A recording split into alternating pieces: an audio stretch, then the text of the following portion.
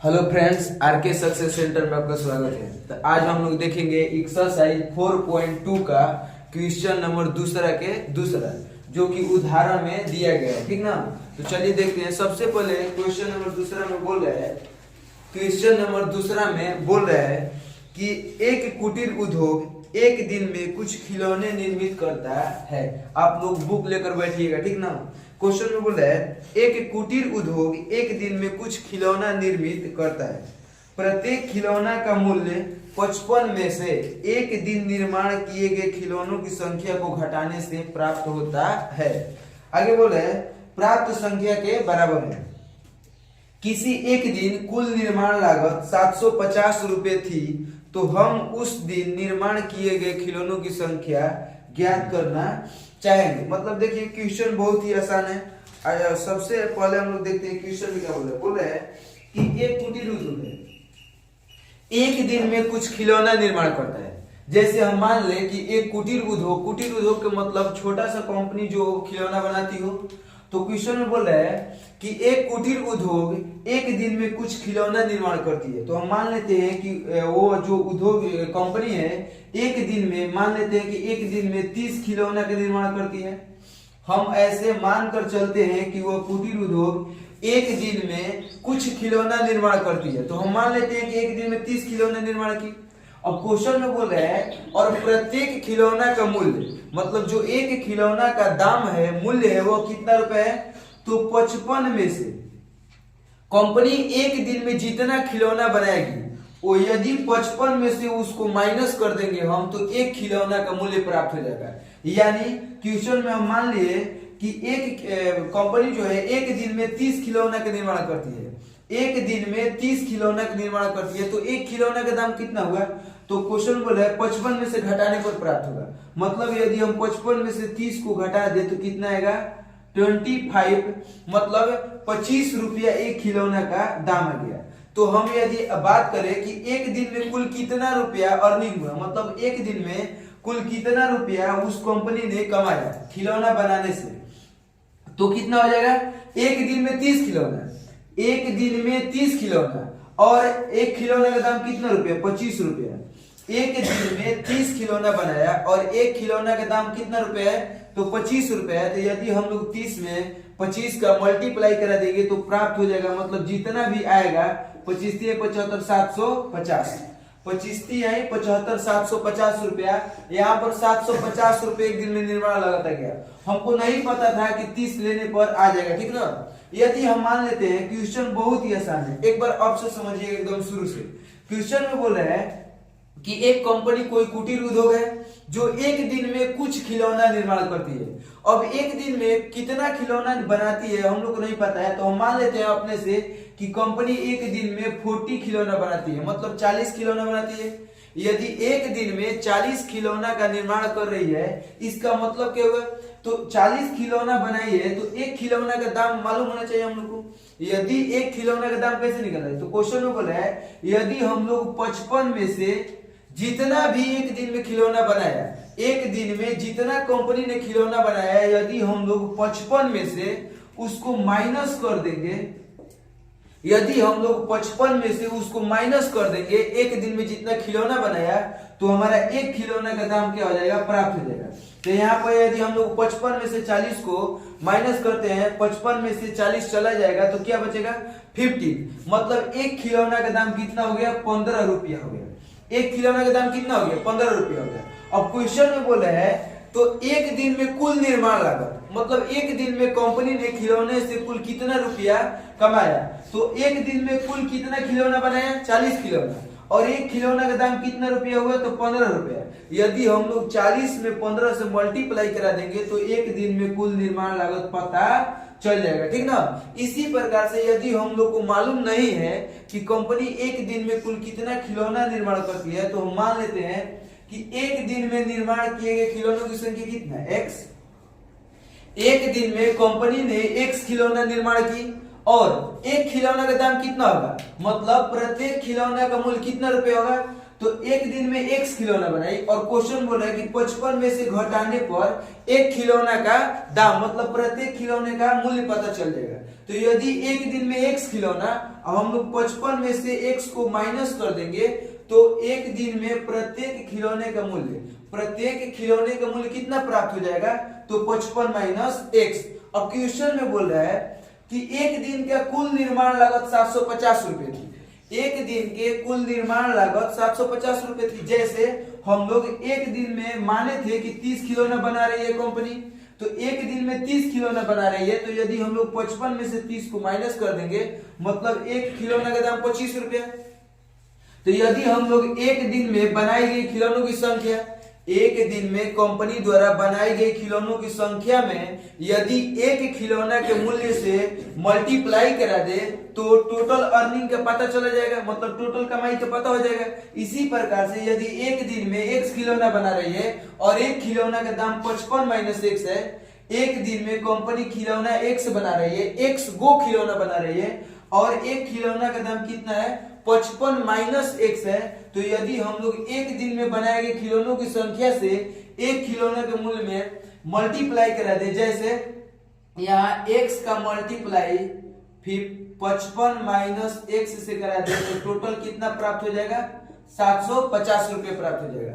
अब आप लोग बोलिएगा कि x की जगह यदि हम लोग x की जगह पर 30 को रख देते हैं, यदि हम लोग x की जगह पर 30 को रख देंगे तो यहाँ पर कैलकुलेशन करने पर मतलब मल्टीप्लाई कराने पर कितना प्राप्त हो जाएगा, तो 750 प्राप्त हो जाएगा। अब इसको हम लोग क्या करेंगे, सॉल्व करेंगे और सॉल्व करने के बाद हमारे पास एक द्विघात समीकरण आएगा, ठीक ना। उस द्विघात समीकरण को सॉल्व करेंगे, ठीक है। चलिए देखते हैं। सबसे पहले x का 55 से मल्टीप्लाई करेंगे तो कितना प्राप्त होगा, 55x। यहाँ पर माइनस है तो माइनस, ठीक ना। देखिए x का मल्टीप्लाई होगा तो क्या हो जाएगा, x स्क्वायर हो जाएगा और 750 इक्वल टू को उस तरफ प्लस में है तो इस तरफ आएगा तो क्या हो जाएगा माइनस 750 इक्वल टू में क्या हो जाएगा 0, ठीक ना। अब देखते हैं यहाँ पर आगे। सबसे पहले द्विघात समीकरण का व्यापक रूप क्या होता है, ax square plus bx plus c, मतलब सबसे पहले x स्क्वायर तब x तब क्या होनी चाहिए, मतलब 0। चाहे प्लस में तो किधर भी लिख सकते हैं, लेकिन सबसे पहले x स्क्वायर को इस तरफ जाएंगे तभी हम लोग गुणनखंड विधि से आसानी से तोड़ सकते हैं, ठीक ना। देखिए यहाँ पर माइनस एक्स स्क्वायर है तो क्या लिख देंगे माइनस एक्स स्क्वायर, जबकि प्लस 55x है, यहाँ पर क्या है प्लस 55x, ठीक ना। और यहाँ पर क्या दिया गया माइनस 750 इक्वल टू क्या लिख देंगे 0, ठीक ना। अब देखिए यहाँ पर क्या प्राप्त हो गया, तो 0 प्राप्त हो गया। अब देखते हैं कि इसको गुणनखंड विधि से हम लोग तोड़ेंगे, ठीक ना। गुणनखंड विधि से कैसे तोड़ते हैं, तो सबसे पहले जो माइनस एक्स स्क्वायर है उसको लिख देंगे, माइनस एक्स स्क्वायर है तो माइनस एक्स स्क्वायर, ठीक ना। उसके बाद क्या करते हैं हम लोग, तो इसको मिटा लेते हैं, थोड़ा इसको मिटा लेते हैं, थोड़ा स्पेस हो जाएगा, ठीक ना।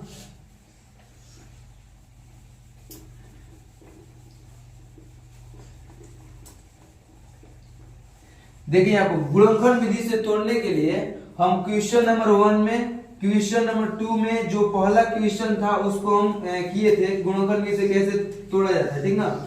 या बेसिक क्लास में भी बताए हम कि द्विघात समीकरण को गुणनखंड विधि से कैसे सॉल्व किया जाता है, ठीक ना। बहुत आसानी के साथ गुणनखंड विधि से हम सॉल्व कर सकते हैं। सबसे पहले पहला को उतार लेते हैं, ठीक ना।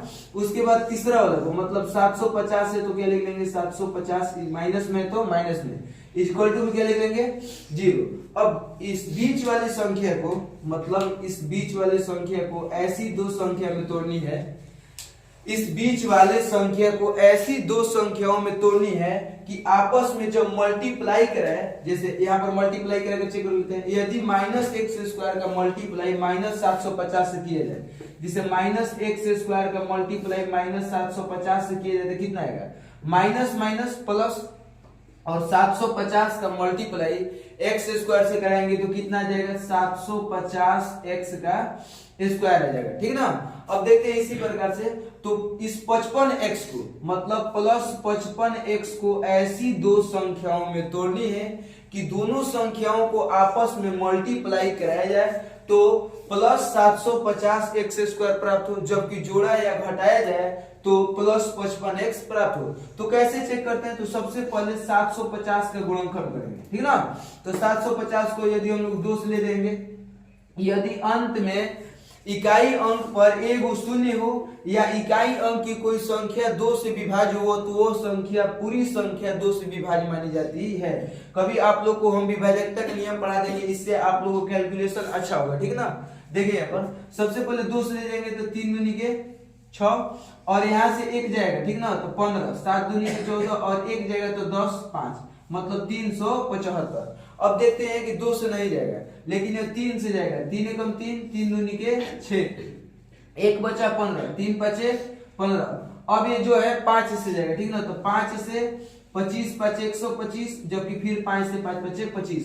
अब इस गुणनखंड जो संख्या तोड़े है इससे पता चला जाएगा कि ऐसी दो संख्याओं को लेनी है कि दोनों संख्याओं को जब आपस में मल्टीप्लाई कराया जाए तो 750 एक्स स्क्वायर प्राप्त हो, जबकि आपस में जोड़ा या घटाया जाए तो प्लस 55 एक्स प्राप्त हो। तो देखिए यहाँ पर सबसे पहले देखिए 3 दूनी के 6, 3 दूनी के 6 और 6 बचे 30, मतलब यहाँ से इतनी संख्याओं को आपस में मल्टीप्लाई करें तो क्या आ जाएगा 30 प्राप्त होगा।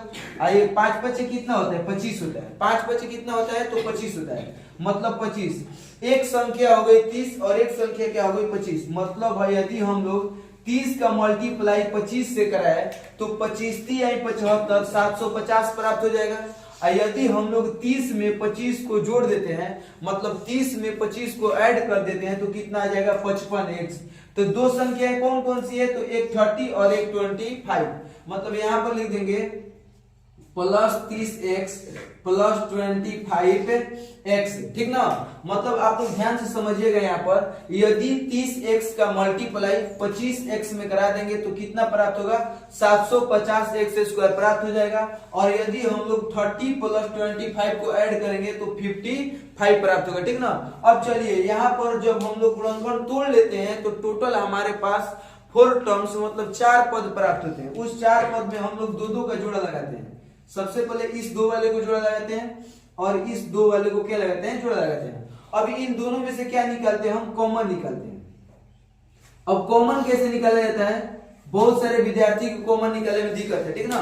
तो कॉमन कैसे निकाला जाता है आइए हम देखते हैं। सबसे पहले क्या करेंगे, तो यहाँ पर हम लोग x या माइनस x का भी कॉमन निकाल सकते हैं। आप लोग इस माइनस को हटाकर बनाइएगा तब भी अच्छा होगा। दोनों तरफ यदि आप लोग चाहते हो कि इस माइनस को एक्स स्क्वायर के सामने से माइनस हटा दे तो दोनों तरफ मतलब बराबर की इस तरफ भी और बराबर की इस तरफ, मतलब LHS और RHS दोनों तरफ माइनस से हम लोग क्या करा देंगे, मल्टीप्लाई करा देंगे।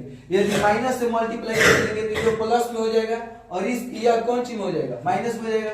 ये भी कौन सी में हो जाएगा, माइनस में हो जाएगा। ये क्या हो जाएगा, प्लस में हो जाएगा। और ये इधर तो जीरो में, जीरो मतलब जीरो जो होता है, zero and not negative and not positive, मतलब जीरो नहीं तो धनात्मक संख्या है और नहीं क्या है, ऋणात्मक संख्या है। चलिए अब हम लोग माइनस नहीं बनाते हैं, कोई दिक्कत नहीं, ठीक है ना। देखिए यहाँ पर यदि हम लोग यहाँ से प्लस एक्स का भी कॉमन निकाल सकते हैं और माइनस एक्स का भी कॉमन निकाल सकते हैं। हम यहाँ पर माइनस एक्स का कॉमन निकाल लेते हैं, ठीक ना।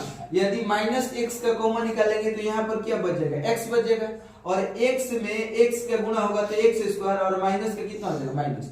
अच्छा यहाँ पर क्या दिया गया, प्लस, और जब माइनस का कॉमन निकलेगा तो यहाँ पर क्या हो जाएगा, -30। देखिए यहाँ पर माइनस माइनस गुना होगा तो क्या हो जाएगा, प्लस। माइनस माइनस क्या होता है, प्लस होता है। जबकि x में 30 का मल्टीप्लाई होगा तो कितना होगा, 30x। अब देखिए जो फर्स्ट ब्रैकेट में प्राप्त होता है सेम टू सेम हम लोग सेकंड ब्रैकेट में लिख देते हैं। सेकंड ब्रैकेट में मतलब x - 30, इसमें भी क्या करेंगे, लिख देंगे। जैसे पहला ब्रैकेट में इक्वल टू 0 इक्वल टू क्या लिख देंगे, 0। फर्स्ट मतलब देखिए द्विघात बहुपद को गुणनखंड विधि से इसी तरह से तोड़ा जाता है और द्विघात समीकरणों को भी इसी तरह से तोड़ा जाता है। तो फर्स्ट ब्रैकेट में क्या प्राप्त हुआ, x - 30, और सेकंड ब्रैकेट में भी क्या लिख देंगे हम लोग, x - 30। अब देखिए यहाँ पर हमारे पास यहाँ क्या प्राप्त हुआ, x प्राप्त हुआ, जबकि यहाँ पर क्या है, देखिए हम लोग को यहाँ क्या प्राप्त हुआ, x प्राप्त हुआ, और यहाँ पर क्या दे रखा है, 25x दे रखा है। तो हम लोग कैसे ना कैसे करके यहाँ पर 25 मतलब कौन सी संख्या से यहाँ मल्टीप्लाई कराए कि यहाँ 25x आ जाए प्लस में। तो हम लोग यहाँ यदि 25 से मल्टीप्लाई कराते हैं, जैसे देखिए यहाँ पर थोड़ा सा यहां पर क्या है, x - 30, हम लोग लिख लेंगे यहाँ पर x - 30, ठीक ना, x माइनस 30। और यहाँ पर 25x है और यहाँ पर क्या है, x है, तो हम यहाँ पर किस संख्या से गुना कराएंगे कि यहाँ पर 25x आ जाए। तो यदि हम लोग प्लस 25 का x से मल्टीप्लाई करेंगे तो कितना आ जाएगा, प्लस 25x आ जाएगा। और देखिए यहाँ पर प्लस माइनस क्या होता है, माइनस होता है। प्लस माइनस के खेल में हमेशा माइनस जीतता है, जबकि माइनस माइनस प्लस होता है और प्लस प्लस प्लस ही रहता है, ठीक ना। अब देखिए यहाँ पर यदि हम लोग देखिए 25 75 750 आ जाएगा और प्लस माइनस कितना आ जाएगा, माइनस।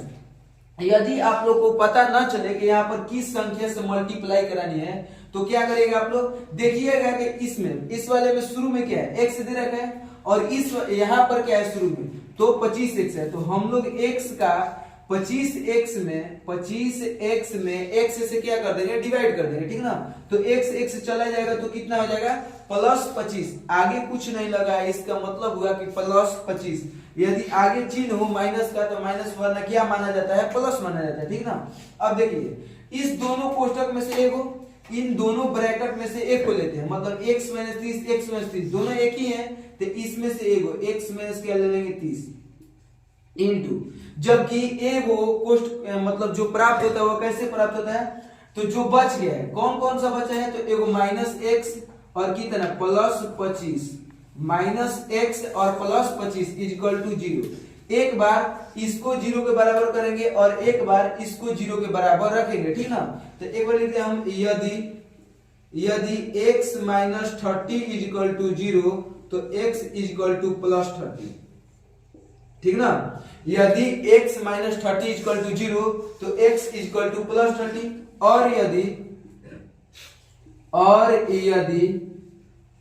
और यदि minus x plus 25 equal to 0, 25 equal to 0 तो minus x equal to minus में 25 हो जाएगा, क्योंकि यदि प्लस में है और बराबर को उस तरफ जाएगा तो क्या हो जाएगा, माइनस में हो जाएगा। जबकि यहां से माइनस चला जाएगा तो x इक्वल टू कितना हो जाएगा 25, ठीक ना। x इक्वल टू कितना हो गया 25, मतलब x का दो मान प्राप्त हुआ। यहाँ x का दो मान प्राप्त होता ही है। द्विघात समीकरण में टोटल कितने शून्य होते हैं, तो दो शून्य होते हैं। द्विघात मतलब दो, द्विघात मतलब जिसका उस समीकरण का जिस समीकरण का मैक्सिमम घात 2 हो उसे द्विघात समीकरण कहते हैं, और जिस समीकरण का मैक्सिमम घात 1 हो उसे रैखिक समीकरण कहते हैं, और जिस समीकरण का मैक्सिमम घात 3 हो उसे त्रिघात समीकरण कहते हैं, और 4 हो तो उसे चरघाती समीकरण बोला जाता है। देखिए यहाँ पर तो द्विघात है तो कितना शून्य प्राप्त होगा, 2। मतलब यदि हम लोग 30 को इस समीकरण में रख दें तो टोटल समीकरण क्या हो जाएगा, शून्य हो जाएगा।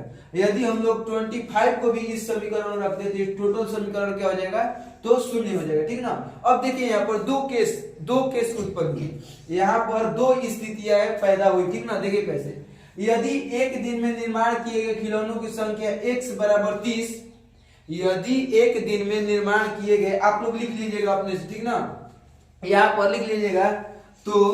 तो हम बता दे रहे हैं आपको, आप लोगों को क्या लिखनी है, ठीक ना, नहीं तो वीडियो लंबा हो जाएगा पूरा, ठीक ना। देखिए यहाँ पर आप लोग क्या लिखिएगा एक बार बता दे रहे हैं, ठीक ना। पहले बार लिखिएगा आप लोग कि यदि एक दिन में निर्माण किए गए खिलौनों की संख्या, एक दिन में निर्माण किए गए खिलौनों की संख्या x बराबर 30, केस 1 में चाहे हम लिख दे रहे हैं यहाँ पर, देखिए केस 1 में, ठीक ना।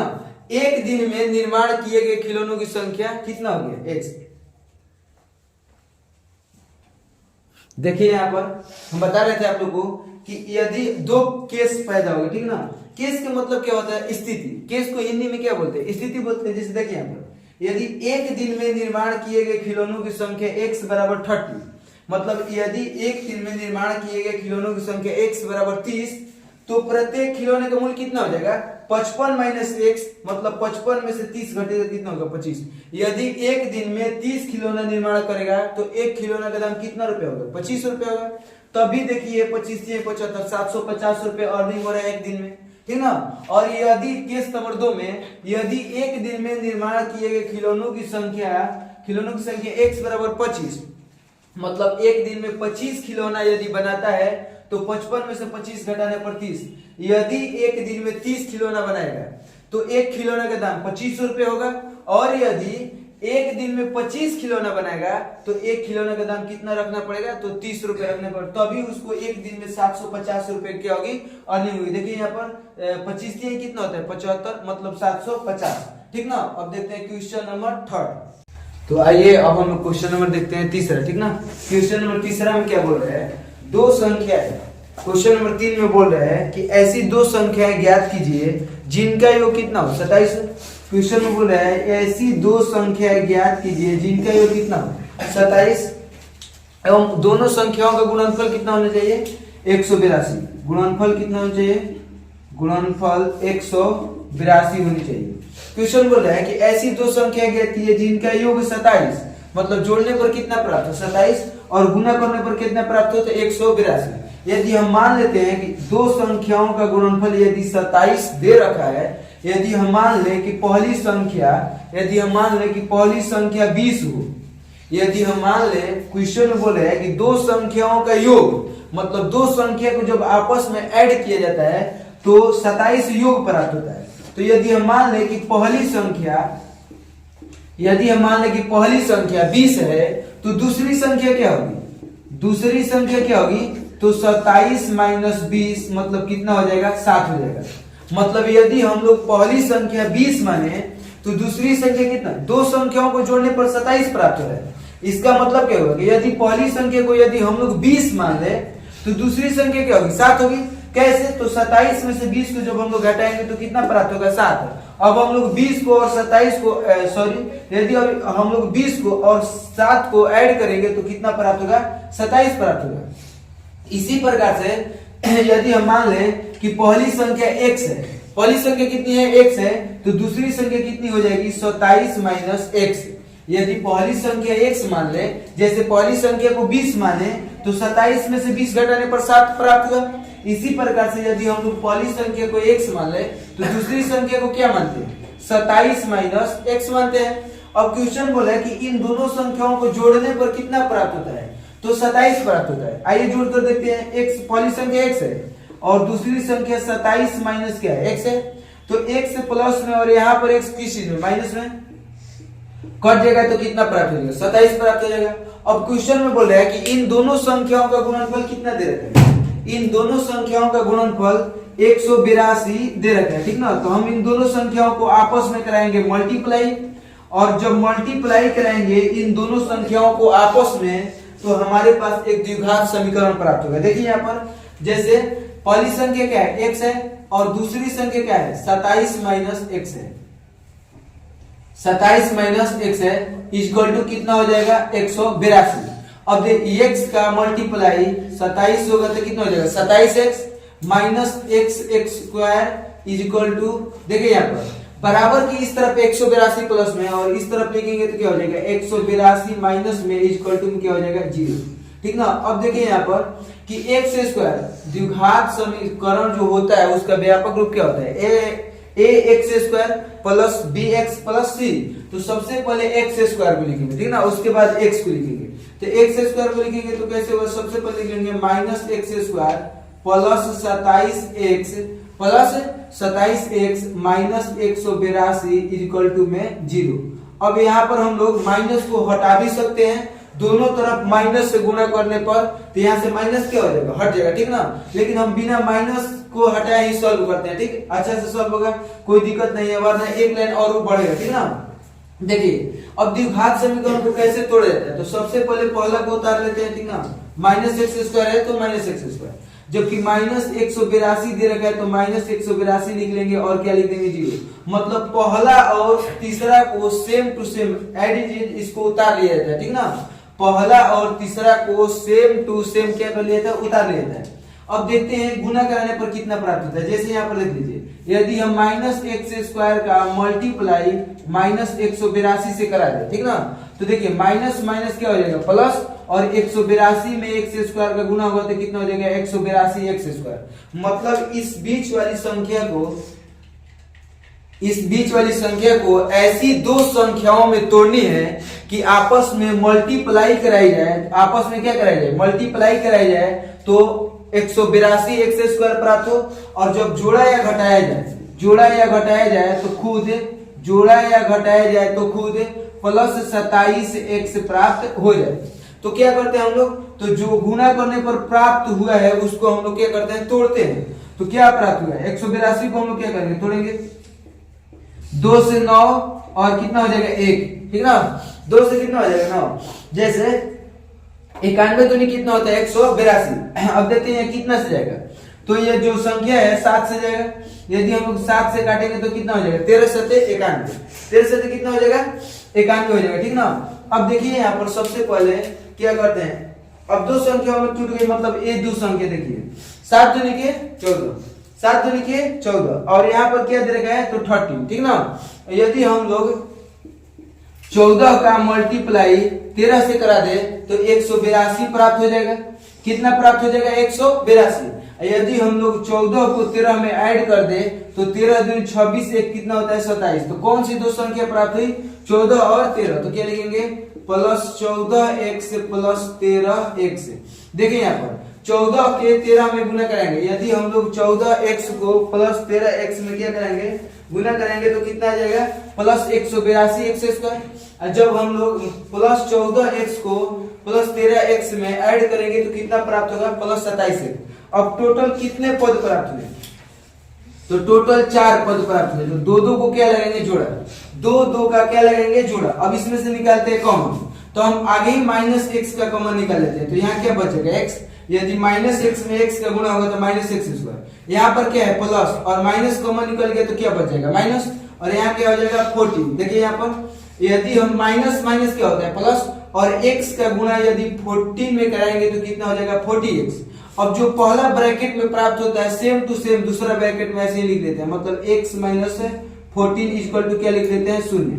अब देखिए यहाँ पर क्या है x और यहाँ पर क्या दे रखा है, प्लस 13x, ठीक ना। तो हम लोग प्लस 13x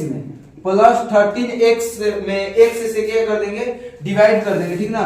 यदि x से प्लस 30x में डिवाइड कर देंगे तो x चला जाएगा तो क्या बच जाएगा, प्लस 13 बच जाएगा, ठीक ना। क्या बच जाएगा, तो प्लस 13 बच जाएगा। अब देखिए यहाँ पर यदि 13 को x में मल्टीप्लाई करेंगे तो क्या प्राप्त होगा, 13x प्राप्त होगा।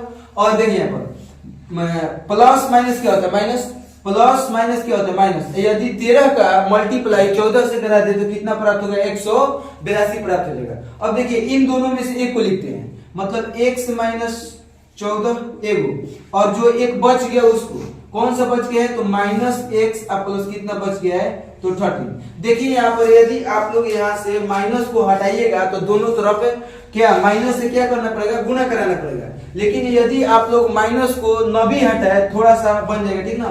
माइनस से आप लोग न डरिएगा, ठीक ना। देखिए यहाँ पर तो एक कोष्ठ में x माइनस 14 और एक कोष्ठ में माइनस x प्लस 13, तो इक्वल टू में क्या हो जाएगा, 0 हो जाएगा। इक्वल टू में क्या हो जाएगा, 0।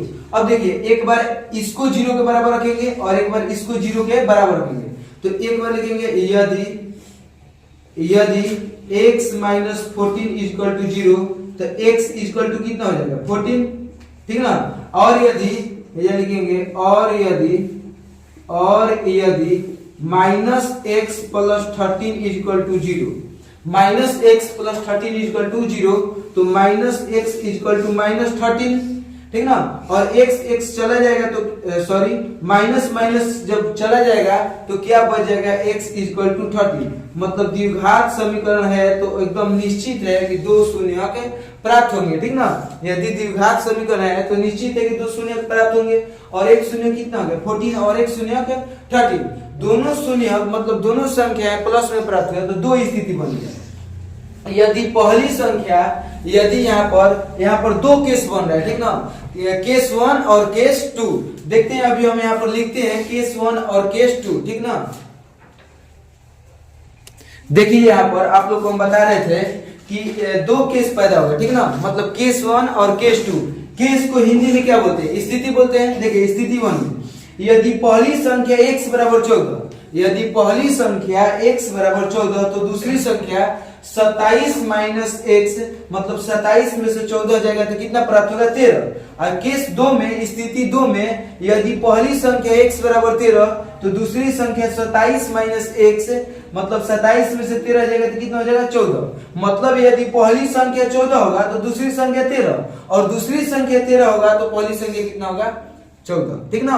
मतलब देखिए यहाँ पर थोड़ा सा समझिएगा आप लोग ध्यान से कि पहली संख्या 14 होगा तो दूसरी संख्या क्या होगा 13 होगा, ठीक ना।